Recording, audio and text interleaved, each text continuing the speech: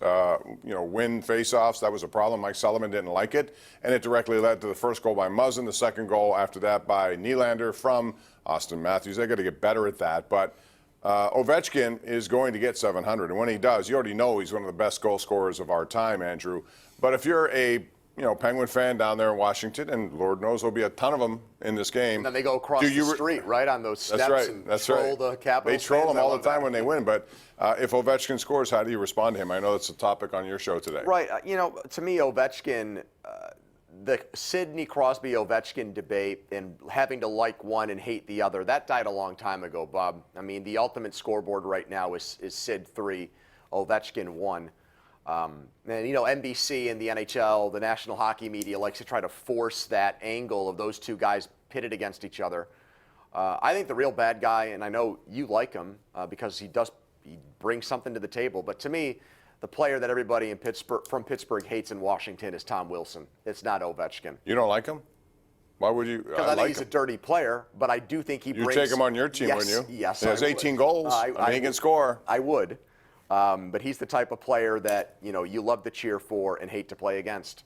And his resume of dirty hits on the Penguins, I think, speaks for itself. One thing about Sidney Crosby, and you can pick other guys, there are some younger guys certainly in this game, like Matthews, like Eichel, like McDavid. Those guys are, the ultimate testament to how good you are, I think, is if you lead your team to wins, as Andrew said. Right now, the scoreboard for Ovechkin Crosby is 3-1. And I wonder, even today at age 31 or 32, whatever Crosby is, I still would take him over some of these young guys right now, knowing his impact on the team, where these guys are great players. But I haven't seen them be the reason why. And maybe it's a lack of talent around them still. It could be. I think that's the case for McDavid. I think he's got Draisaitl, of course, but, I mean, can you name any of their defensemen? In Buffalo? No, I'm talking about in Edmonton. Oh, in Edmonton. McDavid. Oh, yeah. There's some talented kids, but there are not enough of them.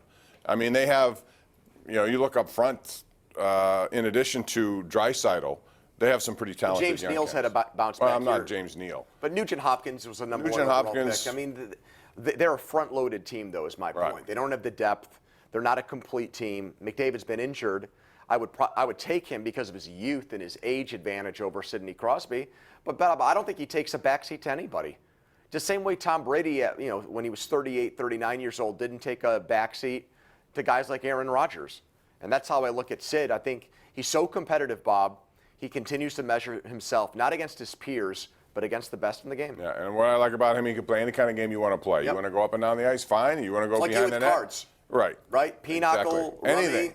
He knows how to win. That's the bottom line. We're going to talk more hockey. We're also going to get into a current member of the Pittsburgh Steelers who won't be on their team most likely, but where he ends up might not make you happy. We'll talk about that and much more coming up. It's 412-575-2600. This is the Ireland Contracting Nightly Sports Call.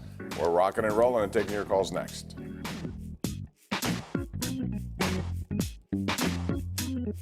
The Ireland Contracting Nightly Sports Call is brought to you by Ireland Contracting, celebrating 25 years as Pittsburgh's #1 home exterior expert in roofing, siding, windows, and gutters, where honesty and integrity still matter.